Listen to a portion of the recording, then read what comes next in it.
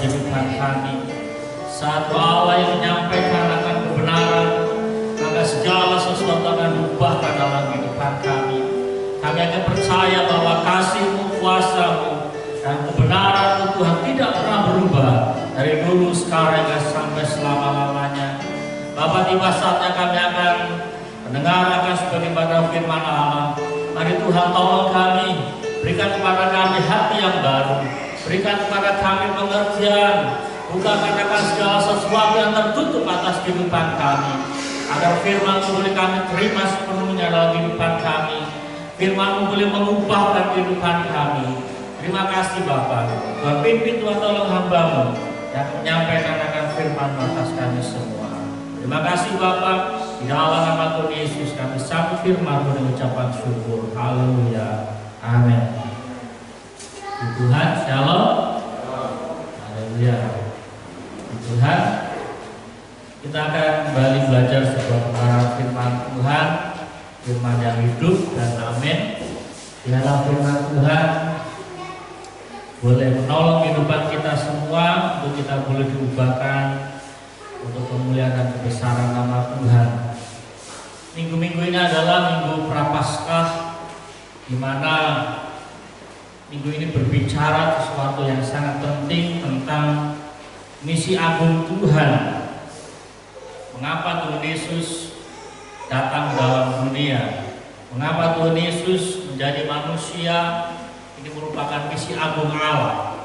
Bapak saudara sekalian, kita akan belajar sebuah kebenaran firman Tuhan yang terambil dari Injil Matius pasal 21 ayat 1 sampai dengan yang ke-9.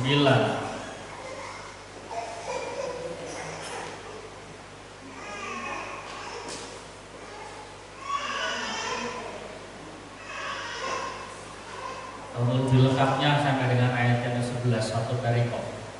Saya baca untuk kita semua firman Tuhan. Yesus dilulukan di Yerusalem. Ketika Yesus dan murid-muridnya telah dekat Yerusalem dan tiba di Betfage yang terletak di Bukit Zaitun, Yesus menyuruh 2 orang muridnya dengan pesan, "Pergilah ke kampung yang di depanmu itu, dan di situ kamu akan segera menemukan seekor keledai betina tertambat dan anaknya ada di dekatnya. Lepaskanlah keledai itu dan bawalah keduanya kepadaku. Dan jikalau ada orang menegur kamu, katakanlah, Tuhan memerlukannya. Ia akan segera mengembalikannya." Hal itu terjadi supaya genaplah firman yang disampaikan oleh Nabi. "Katakanlah kepada putri Sion, lihat, rajamu datang kepadamu. Ia lemah lembut dan mengendarai seekor keledai beban yang muda." Maka pergilah murid-murid itu dan berbuat seperti yang ditugaskan Yesus kepada mereka. Mereka membawa keledai betina itu bersama anaknya, lalu mengalasinya dengan pakaian mereka, dan Yesus pun naik ke atasnya. Orang banyak yang sangat besar jumlahnya menghamparkan pakaiannya di jalan. Ada pula yang memotong ranting-ranting dari pohon-pohon dan menyebarkannya di jalan. Dan orang banyak yang berjalan di depan Yesus dan yang mengikutinya dari belakang berseru katanya, "Hosana bagi anak Daud, diberkatilah dia yang datang dalam nama Tuhan. Hosana di tempat yang maha tinggi." Dan ketika ia masuk ke Yerusalem, gemparlah seluruh kota itu, dan orang berkata, "Siapakah orang ini?" Dan orang banyak itu menyahut, "Inilah Nabi Yesus dari Nazaret di Galilea." Tapi saudara sekalian, saya tahu bahwa cerita ini bukanlah sesuatu yang baru buat kita semua. Cerita ini membawa kita dalam sebuah pemikiran bagaimana kehidupan saya dan saudara dapat memuliakan Allah. Pada pagi ini kita akan belajar sebuah kebenaran firman Tuhan, bagaimana maksud Allah menciptakan kehidupan setiap manusia atau makhluk hidup di muka bumi pastilah memiliki tujuan untuk kemuliaan nama Tuhan.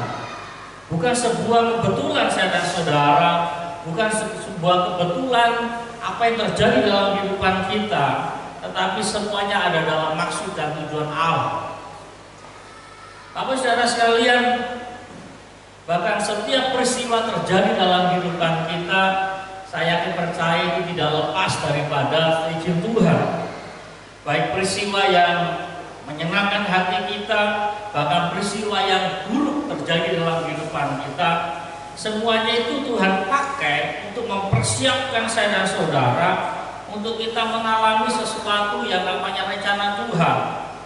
Tapi saudara sekalian, hal ini tergantung bagaimana pemikiran kita, hati kita dapat memahami, bagaimana saya dan saudara dapat mengerti bahwa segala sesuatu yang terjadi adalah campur tangan Tuhan. Saya dan saudara ada di muka bumi hari ini, dan bahkan kita masih hidup. Bahkan boleh saya katakan ada beberapa orang yang mendapatkan kesempatan kedua untuk hidup di muka bumi. Artinya sebenarnya kita sudah mati dalam sebuah kecelakaan, sebenarnya kita sudah mati dalam sakit yang parah, bahkan dalam peristiwa yang dapat merenggut nyawa kita, tetapi kita masih hidup. Itu yang saya katakan, kita dapat kesempatan kedua. Artinya ada maksud Tuhan. Kalau beberapa hari yang lalu, mungkin Bapak saudara yang berteman dengan saya di Facebook dan beberapa pendeta di Asia tahu bahwa mantan Ketua Umum Asia Indonesia Tuhan telah panggil Bapak Cai Kaihaku. Beliau kalau nggak salah 80 lebih, hampir 90. Dan beberapa bulan yang lalu mantan Sekretaris Umum Bapak Stefanus Wirawan, itu juga salah satu gembala daripada anak dari Rumanalu, John, di gembala sidang Asia Baru Tulis di Jakarta. Nah, Tuhan telah memanggil hamba-hambanya, Tuhan telah memanggil orang-orang yang dikasihnya untuk kembali kepada Tuhan selama-lamanya. Nah, kalau sampai hari ini kita masih hidup, artinya ada sebuah tugas, ada sebuah tanggung jawab yang mesti kita kerjakan dalam kehidupan kita. Nah, tapi saudara sekalian, sebuah pertanyaan dalam kehidupan kita, lalu bagaimana kita dapat mempersiapkan diri? Bagaimana kita dapat menangkap akan maksud Tuhan tentang keberadaan kita? Bagaimana kita dapat mengerti bahwa setiap peristiwa yang Tuhan izinkan terjadi dalam kehidupan kita itu adalah sebuah rencana Tuhan untuk kemuliaan nama Tuhan. Ini yang penting. Sering saya sampaikan bahwa jangan sampai dalam kehidupan kita ada banyak peristiwa terjadi, ada banyak kejadian-kejadian yang terjadi dalam kehidupan kita hanya lewat begitu saja. Kita tidak mengerti maksud Tuhan dalam sebuah peristiwa, bahkan kehidupan kita lewat begitu saja tanpa kita berbuat untuk kemuliaan nama Tuhan. Kita akan belajar yang pertama adalah berbicara tentang fellowship atau sebuah persekutuan yang intim dengan Tuhan. Tapi saudara sekalian, fellowship merupakan sesuatu hal yang penting. Beberapa kali di dalam ayat-ayat Alkitab, Tuhan senantiasa berbicara tentang sebuah persekutuan. Di dalam kitab Wahyu pasal 3 ayat yang kedua dikatakan 19 dan 20 dikatakan, aku berdiri di depan pintu dan mengetok. Ya kan? Tuhan berdiri di depan pintu hati setiap manusia dan mengetok pintu hatinya. Siapa yang mendengar dan membuka pintunya, maka aku akan masuk dan akan makan bersama-sama. Nah, itu berbicara tentang sebuah persekutuan. Bahkan sampai hari ini gambar yang sangat populer, gambar yang sangat terkenal, dan sampai hari ini hampir di semua rumah orang Kristen ada gambar ini. Gambar apa? Perjamuan kudus. Perjamuan terakhir Yesus dengan para murid. Itu berbicara tentang persekutuan. Sebab ada sebuah cerita dikatakan pada saat Yesus sudah bangkit dari kematian dan Tuhan Yesus menyatakan diri atau menampakkan diri kepada dua orang murid yang sementara berjalan menuju ke Emmaus. Alkitab katakan pada saat mereka berjalan di perjalanan dan Yesus menceritakan semua peristiwa-peristiwa yang terjadi di Yerusalem. Bahkan pada saat Yesus menceritakan bagaimana nubuat para nabi yang disampaikan, apa yang dikatakan dua orang murid ini, hati kami ini sangat membara, hati kami ini sangat bersukacita. Tetapi apa yang dikatakan firman Tuhan, mata mereka masih tertutup. Tetapi ketika mereka masuk dalam rumah dan mereka memaksa Yesus untuk singgah di rumah mereka, lalu Yesus memecahkan roti. Lalu kita katakan, saat itulah mata kami terbuka. Dan tiba-tiba Yesus bilang. Artinya berbicara tentang sebuah persekutuan atau fellowship kita dengan Tuhan akan mampu membuka akan mata rohani kita. Fellowship berbicara juga bagaimana Tuhan akan menyatakan perkara-perkara yang penting dan bersifat rahasia dalam kehidupan kita. Kita tahu bahwa selama 3,5 tahun para murid hampir dikatakan 24 jam mereka bersama-sama dengan Tuhan. Bagaimana selama 3,5 tahun para murid mereka mendengar semua ajaran-ajaran Tuhan. Bagaimana selama 3,5 tahun mereka boleh melihat tentang pelayanan Tuhan. Bahkan kalau kita mencatat beberapa kali mereka ditegur oleh Yesus. Jadi berbicara fellowship gak sekedar kumpul-kumpul, ya kan, makan-makan, gak sekedar seperti itu. Tetapi di dalam fellowship juga Alkitab katakan bagaimana Yesus menegur akan para murid. Pada saat Yesus naik ke Bukit Hermon dan disertai 2-3 orang muridnya, Yohanes, Yakobus, dan Petrus, mereka mengalami kemuliaan Tuhan di sana, sesuatu yang dahsyat dari Tuhan. Sedangkan di bawah apa yang dialami para murid yang lainnya, mereka diberhadapkan dengan sebuah masalah. Masalah apa? Mereka diberhadapkan seorang yang anak muda yang sakit ayam dan mereka nggak sanggup mengusir setan. Apa yang dikatakan Yesus? Hai kamu angkatan yang tidak percaya, sampai kapan kamu tidak percaya? Yesus menegur akan ketidakpercayaan mereka. Bahkan teguran yang cukup keras disampaikan Tuhan kepada Petrus. Pada saat Yesus katakan bahwa anak manusia akan ditangkap, disiksa, dan disalibkan. Tetapi pada hari yang ketiga anak manusia akan bangkit. Apa yang Petrus katakan? Dengan gagahnya dia katakan, engkau tidak akan ditangkap. Apa yang disampaikan Yesus dalam tegurannya cukup keras.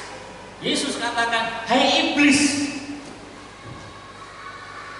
Padahal di dalam ayat sebelumnya Yesus katakan, berbahagialah engkau Simon, ya kan? Engkau mendapatkan sebuah kewahuan sehingga engkau bisa mengatakan bahwa aku adalah Mesias, anak Allah yang hidup. Sebelumnya Petrus disanjung, dipuji oleh Yesus, tetapi dalam cerita berikutnya bagaimana Petrus ditegur dengan cukup keras dengan memakai kata-kata hai iblis. Sebuah persekutuan, sebuah fellowship yang indah, di dalamnya ada pengajaran, di dalamnya ada teguran-teguran. Dan bagaimana juga pada saat para murid menyaksikan bahwa guru mereka ditangkap, sebuah peristiwa yang sebenarnya Yesus sudah sampaikan kepada mereka, tetapi Alkitab katakan hati mereka masih tertutup sampai hari ini. Saudara sekalian, betapa pentingnya sebuah fellowship dalam kehidupan kita atau persekutuan kita dengan Tuhan akan mampu membangun iman kita. Saya ambil satu tokoh yang bernama Daud. Daud adalah satu pribadi yang Mazmur katakan 7 kali sehari aku memuji-muji Allah. Bahkan Alkitab dengan jelas mencatat dalam cerita tentang Daud bahwa sejak masa mudanya Daud adalah seorang yang suka memuji Tuhan. Pada saat dia mengembalakan kambing dombanya di ladang atau di padang, dia memuji Tuhan. Sambil mengawasi kawanan dombanya, dia memuji Allah. Bahkan itu terbawa sampai dia menjadi seorang raja besar. dia suka memuji Tuhan. Dan salah satu tulisannya sampai terjadi hari ini adalah bagaimana Mazmur Daud dia gubah, ya kan? Yang menulis akan kebaikan-kebaikan Tuhan, termasuk juga dia tulis bagaimana Tuhan menegur dia. Dan kita bisa baca semua cerita itu melalui kitab Mazmur sampai hari ini. Dan Daud dia adalah seorang yang suka bertanya pada Tuhan. Dia suka berdoa kepada Tuhan. Persekutuannya dengan Tuhan tidak diragukan lagi. Dalam beberapa peristiwa peperangan, bagaimana Daud dia bertanya pada Tuhan. Pada saat orang Filistin menyerang orang-orang Israel, Daud bertanya pada Tuhan, apakah kami harus maju menyerang mereka ataukah tidak? Dan melalui persekutuan yang indah dia dengan Tuhan, membawa Daud ini mencapai puncak kepemimpinan yang luar biasa. Tetapi, saya katakan tetapi, ketika Daud dia lepas, dia tidak bersekutu dengan Tuhan, maksudnya dia tidak bertanya dengan Tuhan masalah apa namanya itu, senyawa. Dan saat dia jatuh dalam dosa,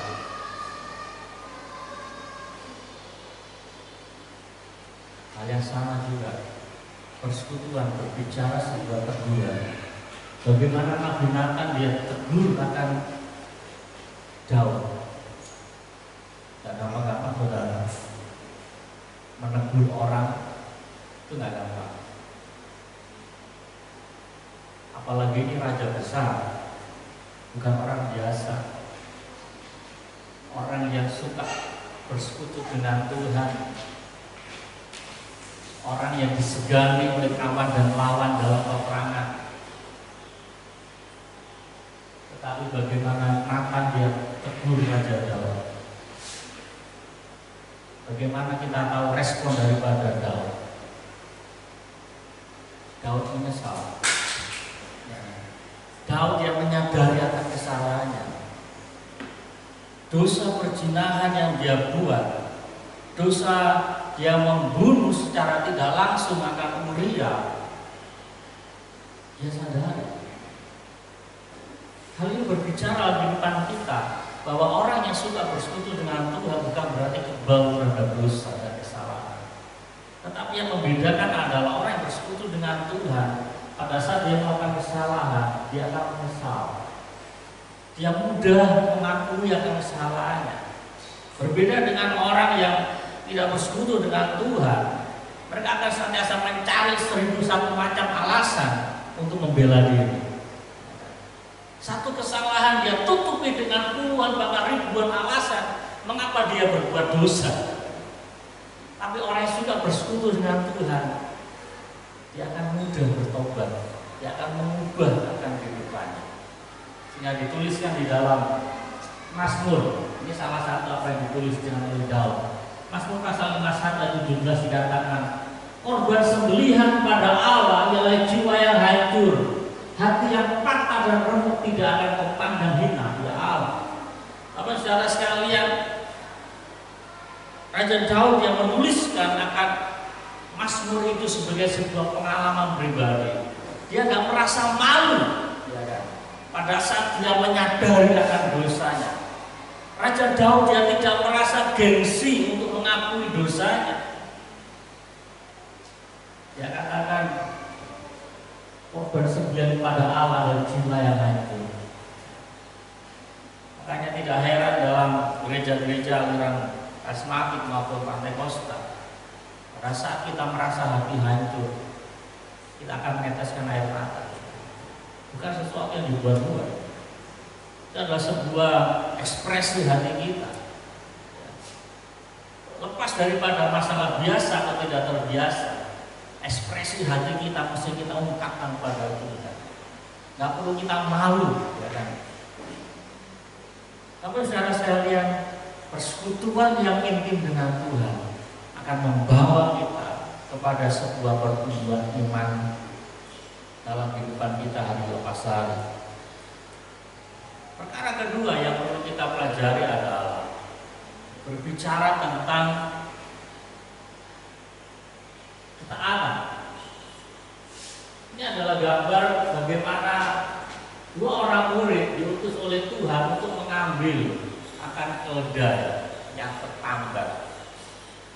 Tapi saudara sekalian, ketika dua orang murid ini diperintah Tuhan untuk pergi ke kampung mendahului akan rombongan Yesus,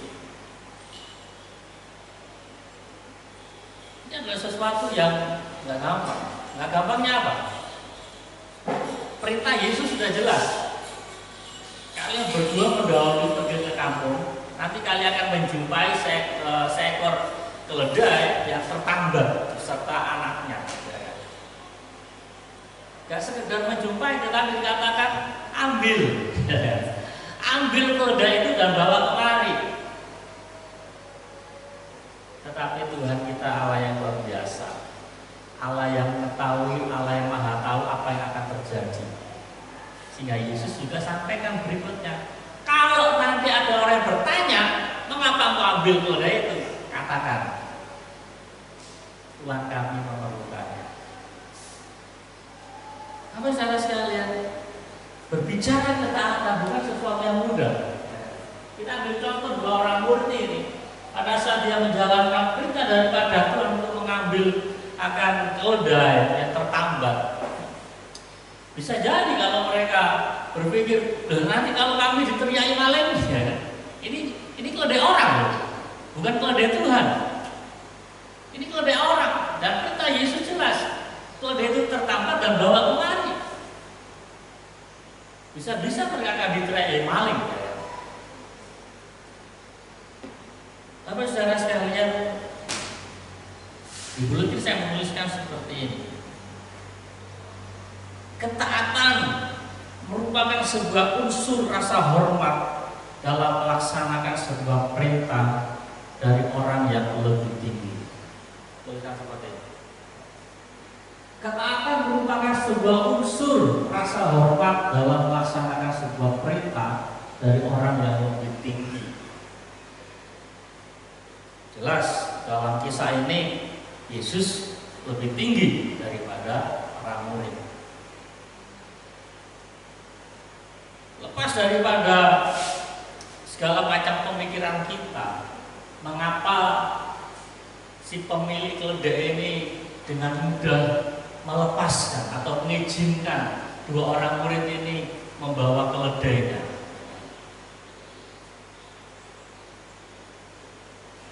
Ini tafsir saya, pemikiran saya. Saudara bisa punya pemikiran yang lain. Hari-hari itu selama 3,5 tahun Yesus pelayanannya sudah sangat dikenal orang banyak. Bagaimana Yesus mengajarkan tentang kerajaan Allah, bagaimana Yesus pelayanannya penuh dengan kuasa, sudah orang banyak mendengar. Artinya Yesus sudah memiliki popularitas yang besar hari ini. Terlebih lagi, integritas Yesus sebagai seorang pengajar di kalangan orang-orang Yahudi tidak diragukan lagi. Saya ambil sebuah pemikiran seperti ini. Kita semua tahu bupati kita. Kalau suatu saat, ini ambil contoh saja ya kan, Ira, Sawe, orang tahu mereka tiga ini tangan kanannya bupati. Dan suatu saat mereka tiga ini datang ke rumahnya kepala desa. Datang, Pak Kades, ini saya disuruh Pak Bupati untuk bawa kambing punyanya Pak Kades. Pertanyaannya, Pak Kades izinkan nggak? Saya yakin diizinkan. Karena kalian tiga dalam kisah itu tahu Pak Kades ini orang dekatnya Bupati.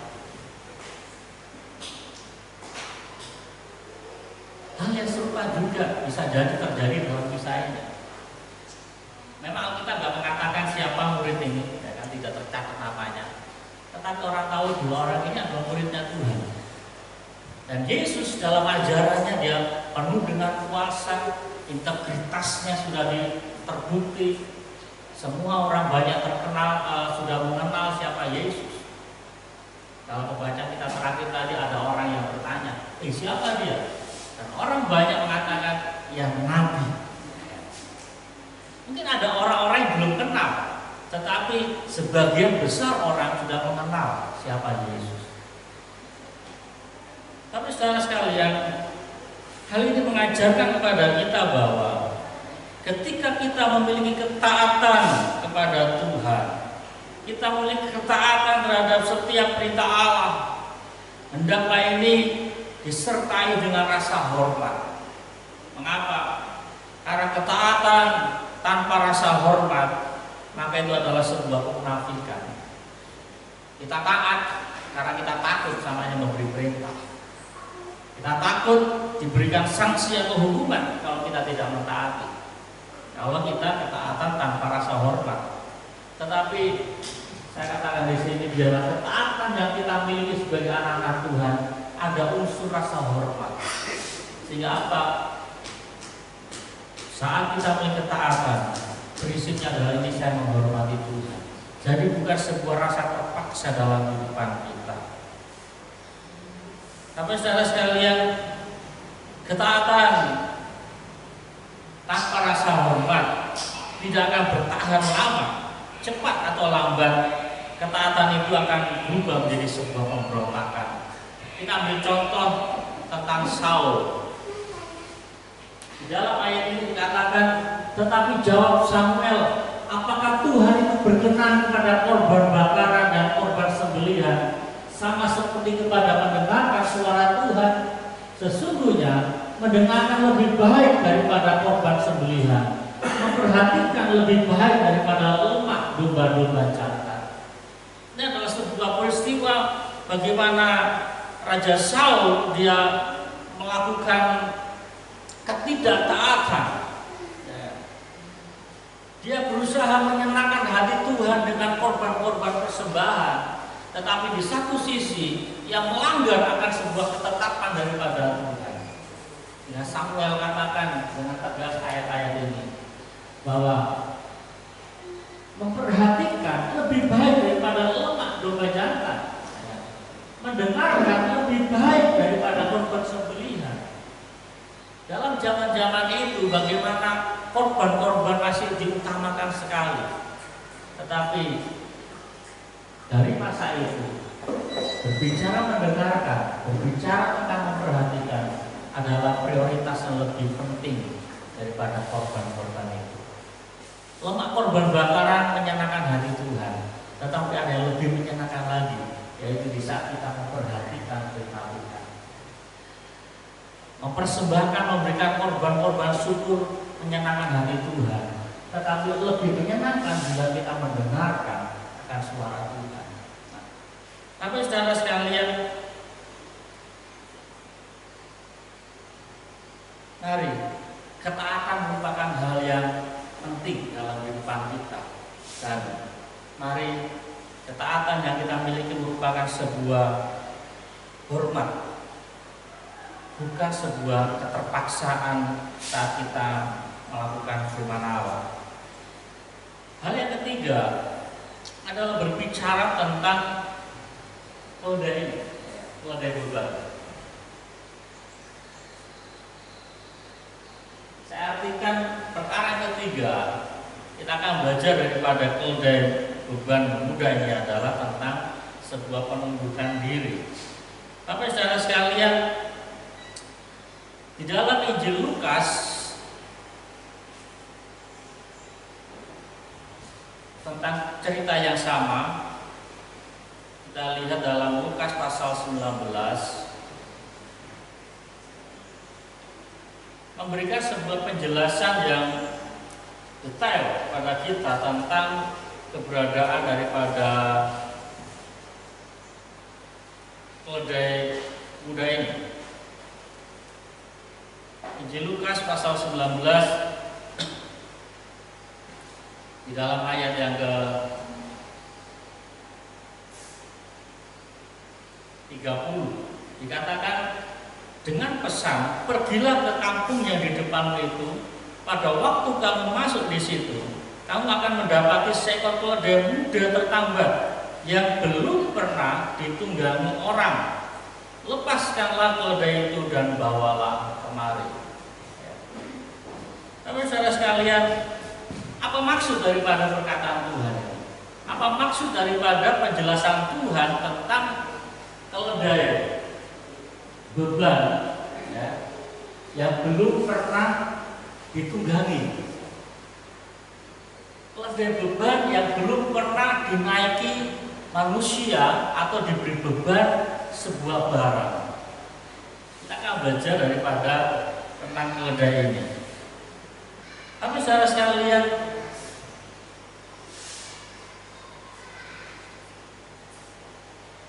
kita tahu dalam gambar yang pertama tadi bagaimana keledai muda ini membawa Yesus masuk ke kota Yerusalem. Di dalam keterangan daripada Lukas, dia mengatakan bahwa keledai ini belum pernah diberi beban. Keledai beban ini belum pernah dinaiki oleh orang. Artinya keledai ini mengalami sesuatu yang baru dalam kehidupannya. Dan dia juga berjumpa pertama kali dengan dua orang murid ini. Ini adalah sesuatu yang baru bagi keledai beban ini. Tetapi bagaimana cerita ini memberitahukan pada kita bagaimana keledai beban ini dia menjalankan tugasnya. Dia tidak meronta pada saat Yesus naik di atas keledai ini. Bahkan pada saat orang-orang menghamparkan akan daun palen, daun-daunan dan pakaiannya di jalan, keledai ini dia tetap menjalankan tugasnya. Dia tidak kaget, dia tidak berontak, dan dia tidak melemparkan Yesus yang ada di atas punggungnya. Sesuatu yang baru dialami, tetapi dia memiliki sebuah namanya penundukan diri. Hal ini berbicara dalam kehidupan kita. Ada banyak kehidupan kita yang saya pakai istilah seperti Musa. Pada saat kita melakukan sesuatu yang baru, secara manusiawi kita akan berargumentasi dengan Tuhan. Tuhan, aku nggak punya pengalaman ini. Tuhan, aku nggak pintar di dalam bidang ini. Tetapi sebagai orang percaya, mari kita belajar daripada keledai beban ini. Lukas jelas menyatakan keledai ini belum pernah ditunggangi. Dia belum pernah dinaiki oleh manusia, dia belum pernah diberikan beban. Tetapi bagaimana namanya keledai beban? Dia harus siap dalam sebuah tugas, dalam sebuah beban yang dia terima, dia tetap menjalankannya. Mungkin pada saat kita mendengar atau baca kisah ini adalah sesuatu yang biasa. Tapi saudara tahu, di Alkitab ada mencatat 3 jenis keledai. Kita akan lihat.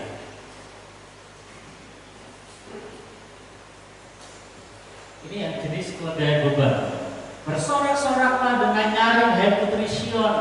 Bersorak-soraklah, hai putri Yerusalem. Lihat, rajamu datang kepadamu. Ia adil dan jaya.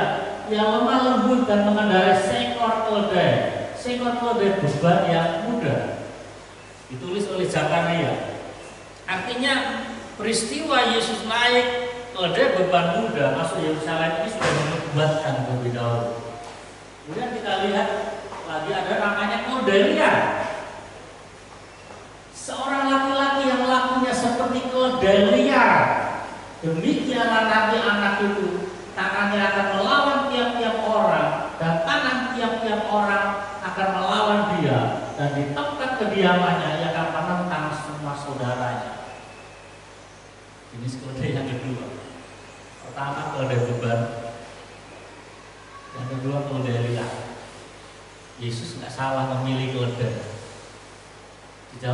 ketahuan Tuhan katakan pada dua murid, keledai beban tertangkap. Tuhan gak mau pilih keledai liar, bahaya. Kalau Tuhan katakan kamu masuk ke sana di rumah kemudian ada keledai liar, kamu bawalah. Buru-buru Yesus akan naik di atas keledai ini, membawa pun susah ya. Namanya keledai liar. Karena sifatnya ini akan melawan tiap-tiap orang. Keledai yang ketiga, keledai hutan. Sebab mereka telah pergi ke Asyur, bagaikan keledai hutan yang memencilkan diri. Efraim telah membagi-bagi hadiah cinta. Hosea pasal 9 ayat 8 ayat 9. Mungkin kita masih pikir, apa maksud daripada macam-macam keledai ini? Saya pelajari 3 macam jenis keledai ini. Kalau yang pertama udah jelas ya, keledai yang siap menerima beban meskipun itu belum pernah dikasih beban. Dalam dirinya sudah tertanam, saya keledai beban, saya siap memikul sebuah tanggung jawab meskipun itu belum pernah saya lakukan. Sehingga pada saat keledai beban yang dipilih Yesus untuk membawa itu masuk Yerusalem, dia hanya satu kata, menundukkan diri dia berjalan. Meskipun dia berjumpa dengan orang yang belum dia kenal, meskipun dia disanjung, ya kan? Mungkin hari itu di antara semua binatang hanya keledai itu yang bersuka cita, karena hanya keledai itu yang berjalan di atas bajunya manusia, ya kan? Hanya keledai itu. Mengapa? Karena ada Yesus di atas keledai. Keledai liar itu adalah sebuah nubuat. Apa yang dikatakan malaikat tentang Ismail. Kita tidak bicara tentang agama, tetapi bagaimana sikap Ismail pada hari-hari itu, dia mencerminkan apa yang dikatakan seperti keledai liar. Kemanapun dia pergi, dia akan melawan. Kemanapun dia berada, dia akan menentang semua saudara-saudara. Pertanyaannya, apakah kita menjadi seperti keledai liar, di mana kita berada, kita memusuhi orang-orang sekitar kita? Ataukah keledai yang ketiga? Mungkin menjadi sebuah pemikiran bagi kita. Mungkin kalau tentang keledai liar kita sudah pernah dengar. Keledai hutan ini berbicara tentang kejatuhan daripada Israel. Dikatakan dalam ayat ini, sebab mereka telah pergi ke Asyur, bagaikan keledai hutan yang memencilkan diri. Ini berbicara tentang kehancuran daripada Israel. Suku demi suku mereka hancur. Suku demi suku dari 12 suku Israel mereka tercerai-berai. Mereka merasa malu. Mereka merasa tidak layak lagi berdiri di hadapan Tuhan. Sehingga Hosea memakai istilah keledai hutan yang memencilkan diri, minder, merasa nggak berharga lagi. Satu sisi mereka menyadari kesalahannya. Mengapa Tuhan menyerahkan Israel kepada musuh-musuhnya? Karena mereka melakukan penyembahan berhala. Mereka mendukakan hati Tuhan. Tetapi di dalam rasa bersalah mereka tidak kembali pada Tuhan. Mereka hanya merasa minder, merasa bersalah, tetapi tidak ada pertobatan di dalam diri mereka. Sehingga Hosea memakai istilah keledai hutan yang memencilkan diri, mengisolir diri. Bapak saudara sekalian, janganlah kita seperti keledai hutan yang bisa kita melakukan kesalahan, kita merasa minder, kita memencilkan diri, kita mengisolasi diri tanpa ada sebuah pertobatan. Makanya tadi di awal saya ambil contoh tentang Daud. Daud sebagai manusia biasa, dia juga bisa jatuh dalam dosa. Dia memiliki kesalahan, tetapi pada saat dia ditegur, dia kembali bangkit, dia bertobat, dia diubahkan kembali dalam kasih karunia Tuhan. Selanjutnya, kita ada di posisi yang mana? Kita mau jadi keledai beban, ataukah kita mau menjadi keledai liar, ataukah kita menjadi keledai hutan? Pilihan ada dalam kehidupan kita. Mari Bapak Saudara sekalian, kalau kita ingin hidup kita memuliakan Tuhan, persiapkan diri kita menjadi keledai beban. Jangan pernah katakan, Tuhan ini sesuatu yang baru, belum pernah ngalamin, aku nggak bisa. Percaya kalau Yesus ada dalam kehidupan kita, tidak ada perkara yang mustahil bagi Tuhan. Tidak ada perkara yang tidak dapat kita kerjakan kalau bersama-sama dengan Tuhan. Biarlah firman Tuhan pada pagi ini boleh memotivasi kita, menguatkan kita, untuk kita boleh mempersiapkan diri kita, untuk kita boleh memuliakan Tuhan. Bangun hubungan intim kita dengan Tuhan. Memiliki ketaatan dengan rasa hormat, bukan dengan rasa terpaksa. Lebih kita belajar daripada keledai beban. Sesuatu yang baru dialami hari ini. Dari dia berjumpa dengan dua orang murid, orang yang baru dia kenal. Dia mendapatkan beban akan Yesus naik di atas punggungnya adalah sesuatu yang baru. Terlebih lagi hal yang baru dialami, bagaimana dia berjalan di atas dedaunan, dia berjalan di atas baju-baju manusia. Dia tidak menjadi sombong, dia tidak memberontak, tetapi dia tetap menjalankan tugasnya membawa Yesus masuk ke Yerusalem. Mari kita datang pada Tuhan, kita tunjukkan kepala kita. Terima kasih Tuhan. Saya bersyukur bahwa Engkau Allah yang masih mengizinkan kami ada di muka bumi. Engkau Tuhan yang masih membawa kami dalam setiap rentetan kehidupan kami. Tuhan, tolong kami melalui firman-Mu ini mengingatkan kami untuk kami tetap memiliki persekutuan yang indah dengan Tuhan. Untuk kami juga memiliki ketaatan yang disertai dengan rasa hormat, bukan ketaatan secara terpaksa untuk mentaati firman Allah. Kami mentaati firman Allah karena kami memiliki rasa hormat pada Tuhan. Karena kami rindu bahwa hidup kami boleh memuliakan Tuhan. Dan Tuhan tolong kami untuk kami juga belajar daripada keledai beban ini. Dan kami tahu Tuhan ada hal-hal yang mungkin baru kami alami. Ada hal-hal yang belum pernah kami kerjakan, tetapi pada saat Tuhan memimpin, menyertai kami, mari Tuhan tolong kami untuk kami tetap memiliki penunjukan diri. Mungkin itu sesuatu yang baru yang belum pernah kami lakukan. Tuhan tolong kami untuk kami penunjukan diri yang mutlak pada kita. Terima kasih Bapak. Tuhan berkati kami semua umat. Tuhan berkati agar di depan kami boleh mempermuliakan nama Tuhan. Tuhan kami juga berdoa untuk kota kami Muara Tewe. Para pemimpin di kota ini Tuhan berkati dengan hikmat dan takut akan Allah. Tuhan juga berkati akan para pemimpin di bangsa ini. Tuhan tolong mereka di dalam menjalankan tugas dan jawab mereka. Biarlah bangsa ini tetap mengalami keamanan, ketertiban, keadilan dan kemakmuran daripada Allah. Tuhan juga berkati akan gereja Sidang Jemaat Allah di Indonesia.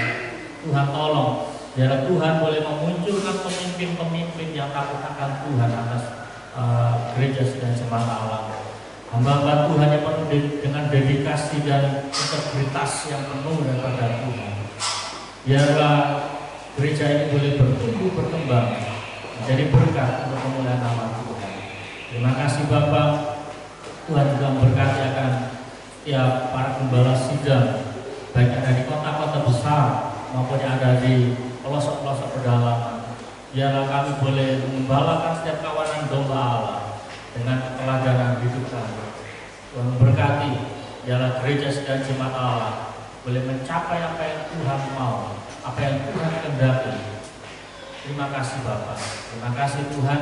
Tuhan juga memberkati akan setiap Sidang Jemaat Allah yang ada di dalam naungan gereja Sidang Jemaat Allah. Untuk kami boleh bertumbuh bersama-sama, hidup kami boleh memuliakan Tuhan, sebagaimana yang Tuhan mau atau yang Tuhan kehendaki dalam kehidupan kami. Terima kasih Bapa, ini Tuhan buat ucapan syukur kami yang disempurnakan dengan doa yang Tuhan ajarkan atas setiap orang-orang percaya. Bapa kami yang di surga, kuduskanlah nama-Mu, datanglah kerajaan, jadilah kehendak-Mu di bumi seperti di surga. Berikanlah kami pada hari ini makanan kami secukupnya, dan ampunilah kami akan kesalahan kami, seperti kami telah mengampuni orang yang bersalah pada kami. Dan janganlah bawa kami dalam pencobaan, tetapi lepaskanlah kami daripada jahat, karena Kau yang punya kerajaan dan kuasa dan kemuliaan sampai selama-lamanya. Amin. Mari Bapak saudara sekalian dan jemaat Tuhan telah diberkati oleh berkat dari Tuhan kita Yesus Kristus. Kasih karunia dan damai sejahtera serta sukacita yang berasal dari surga, serta kekuatan kuasa ilahi dari Tuhan kita Yesus Kristus, serta penghiburan kasih-Nya kekal melalui Roh Kudus, terimalah berkat Tuhan ini hanya di dalam nama Bapa, dan di dalam nama Anak, dan di dalam nama Roh Kudus dari pagi ini sampai Tuhan Yesus Kristus datang kedua kalinya. Bapa, terima kasih.